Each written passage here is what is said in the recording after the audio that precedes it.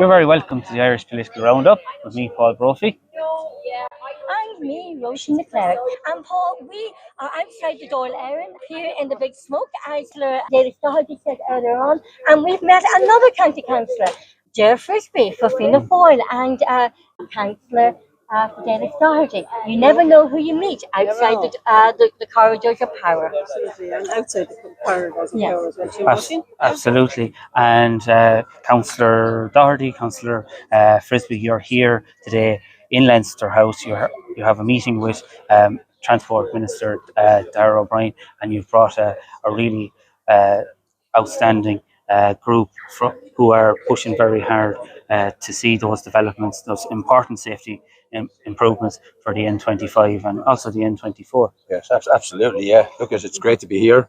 Both of us delighted to be here with the group, and I know you spoke with the group as well earlier there. Look, it's really their work. They started the group up and have pushed this whole agenda with the last 2 months, which obviously culminated with a huge meeting in the Rue Glen 4 weeks ago, where there was over 600 people attended, which is massive. Like, everyone says the same. So look at they're here. Peter Cleere, colleague of mine, facilitated a meeting with Darragh O'Brien of the group, and Fidelis is part of the group as well.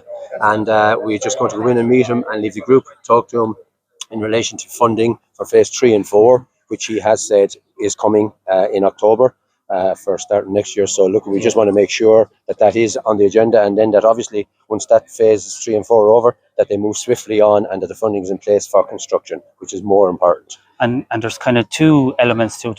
There's a new road, which would be a significant amount of money required there, but there's also hopes for kind of interim kind of safety measures, which would be in the region of about 200,000. But those interim measures would have a big impact. Well, they have to be done as well in conjunction with this, because you can't wait for for construction to finish, which is probably you're looking at 6-7 years, maybe 8 years down the line. In the meantime, the safety measures have to be put in place, and if it's only 200,000, that's not a lot to ask for to save lives, and we don't want another life lost on that road. So that's the two-pronged approach that they're taking here today. Yeah, absolutely. And Fidelis, take that 200,000 euros. Given kind of the way Transport TII works, a lot of people are saying, like, can't you just go get that funds and do those works? But it's not as straightforward as that. Indeed, it's not. And when the group came together and they invited me to that first meeting just as a sounding board and to move forward, and which is fantastic. The road, when it happens, will cost in the region of 100 million. So the 200,000, when it's broken down, is quite small, really. So it's 10,000 euro for the speed limit review, and that will be undertaken in July. The submissions have been coming in just to base it on. So when it goes out to the public, they have to have that information. So we fed into that, myself and my colleagues in the Piltown Municipal District and across the county, fed into the system of taking in submissions, and it's that then that goes out to the public, and it will come again plenary session in September to bring it forward. So it makes life safe. That's what it's about. You can't live in fear. It's a busy road. They talk about connectivity. They talk about economic development in the region. You need good roads to do that. People that come from Europe, they're used to good roads, and we have a disconnect there between from the Glenmore roundabout at the New Ross bypass over to the Waterford bypass. So that connectivity has to be secured and made safe. You can't be driving on roads that you're afraid to drive on. And for people, that we're all local, for the most part, we travel that road every day or every second day or twice a day sometimes. You're talking about anywhere between 15 to 18,000 vehicles.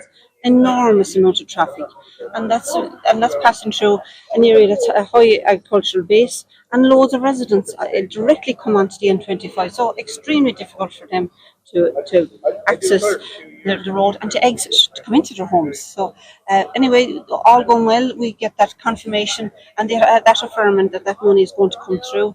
Actively looking first, and along with my colleagues in the county and across the area, and particularly in the municipal district. So each of us, feels strongly about it, and we're here today. I'm very happy to be part of this group that are going forward looking for the money, along with my colleague Councillor Ger Frisby.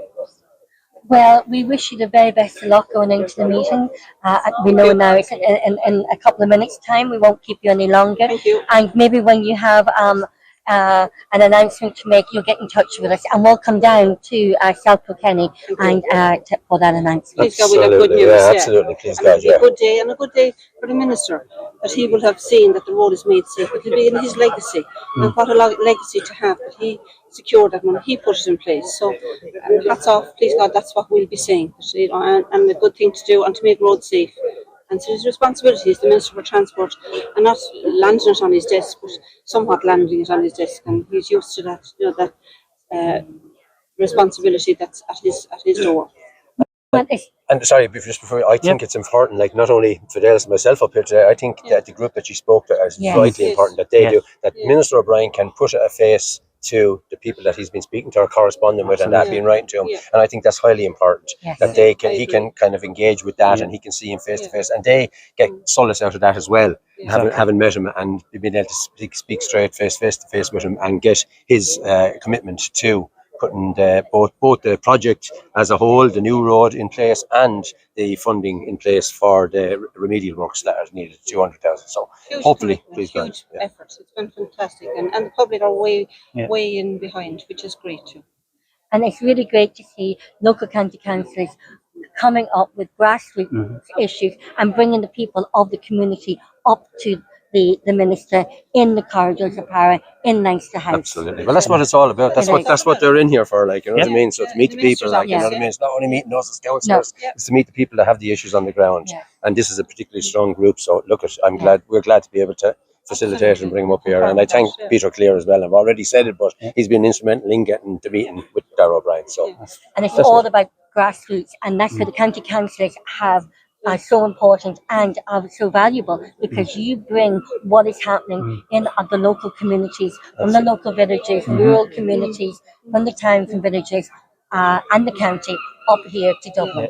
Seat of government, seat of power. Yes. And to thank both of you for it as well, because you've been down in our local areas over the last couple of weeks as well. It's great to get that kind of coverage and for you to hear our stories as well. So thanks very much for Thank you. Well, that's what it's all about. Absolutely. And you thanks do very it well. much. You do it well. Thank you. You do it well. Thank you, Councillor Fidelis Doherty, Cllr Ger Frisby, for taking the time to speak to us and having the people from your community up here who are lobbying and advocates for safety on the roads, especially the N25. Lovely. Thank you very much. Thank you. And the N24 and the N24. Absolutely, yes. And thank you, the viewers and listeners, for taking the time to watch and listen to the Irish Political Roundup.